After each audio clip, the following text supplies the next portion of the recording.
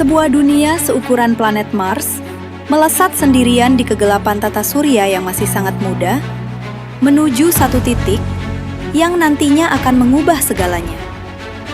Dunia itu menabrak bumi.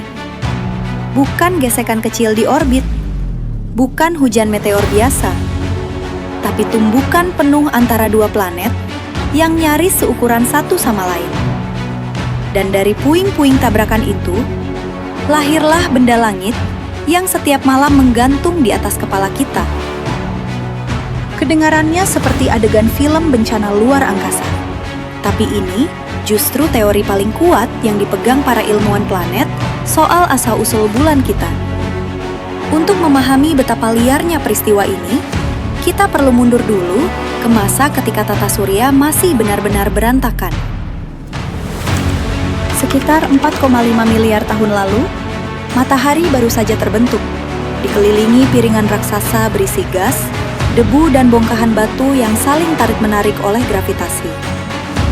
Sedikit demi sedikit, bongkahan-bongkahan itu saling menempel, membesar, lalu bertabrakan lagi dengan bongkahan lain yang lebih besar. Proses ini berlangsung berulang-ulang, jutaan kali, sampai akhirnya terbentuk cikal bakal planet-planet yang kita kenal sekarang. Tapi bumi di masa itu jauh berbeda dari yang kita tinggali sekarang. Permukaannya masih berupa lautan magma yang mendidih. Belum ada benua atau lautan air seperti sekarang. Dan atmosfernya tipis serta beracun bagi bentuk kehidupan manapun. Bumi saat itu baru berumur sekitar 30-100 juta tahun. Masih bayi kalau dibandingkan usianya sekarang yang sudah 4,5 miliar tahun. Bahkan lapisan dalam bumi saat itu sudah mulai memisah menjadi inti logam yang panas dan mantel berbatu di atasnya. Proses yang disebut diferensiasi planet. Jauh sebelum tumbukan besar ini terjadi. Tata surya muda ini bukan tempat yang tenang. Ratusan calon planet berukuran, mulai dari asteroid besar sampai seukuran Mars, masih berseliweran di antara orbit satu sama lain, saling menabrak dan menghancurkan, atau justru bergabung menjadi satu, sedikit demi sedikit membentuk susunan planet yang lebih rapi. Sebagian ilmuwan menyebut periode ini sebagai masa pembentukan planet yang penuh kekacauan, jauh sebelum tata surya menemukan keseimbangan orbitnya seperti yang kita kenal hari ini. Di tengah kekacauan itulah, sebuah dunia lain, seukuran kira-kira separuh bumi dan mendekati ukuran Mars, bergerak pelan-pelan di jalur yang akan bersinggungan langsung dengan planet kita. Tidak ada yang bisa mencegahnya.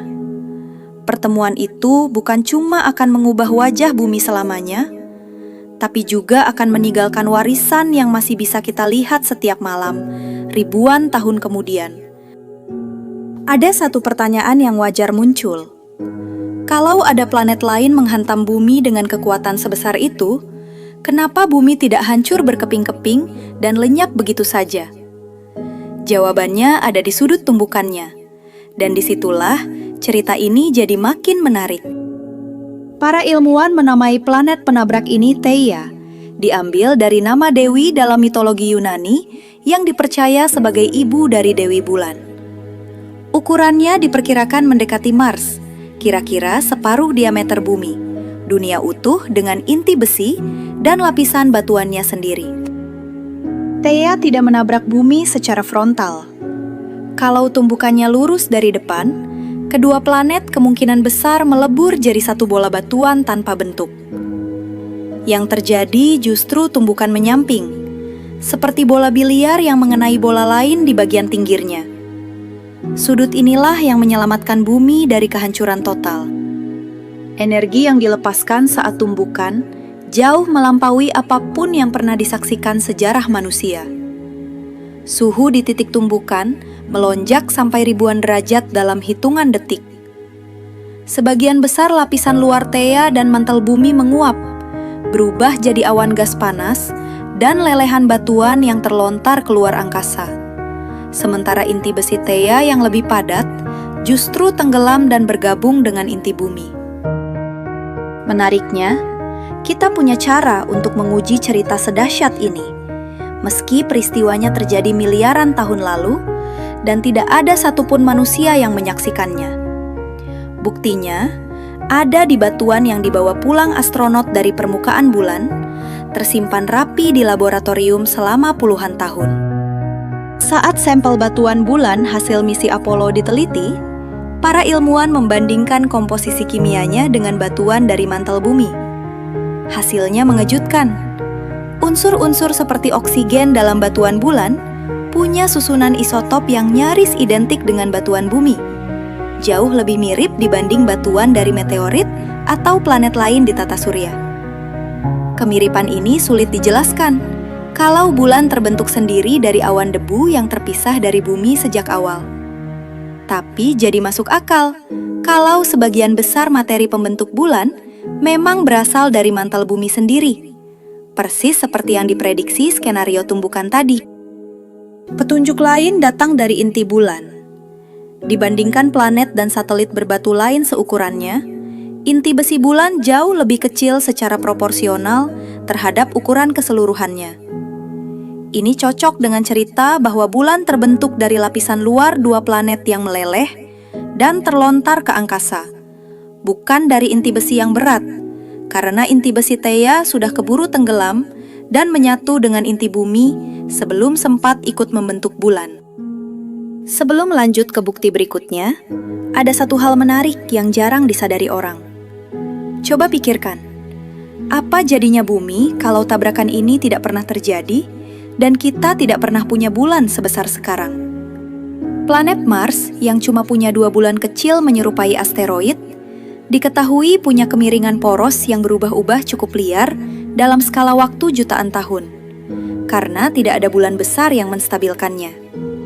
Bumi kemungkinan besar bernasib serupa tanpa kehadiran bulan. Kemiringan sumbu bumi yang sekarang relatif stabil di angka sekitar 23,5 derajat dan menghasilkan pergantian musim yang teratur sepanjang tahun, diperkirakan ikut dijaga kestabilannya oleh tarikan gravitasi bulan dari waktu ke waktu. Artinya, tabrakan yang nyaris menghancurkan bumi itu dalam jangka sangat panjang justru ikut menciptakan kondisi yang lebih stabil dan bersahabat bagi kehidupan yang muncul jutaan tahun kemudian.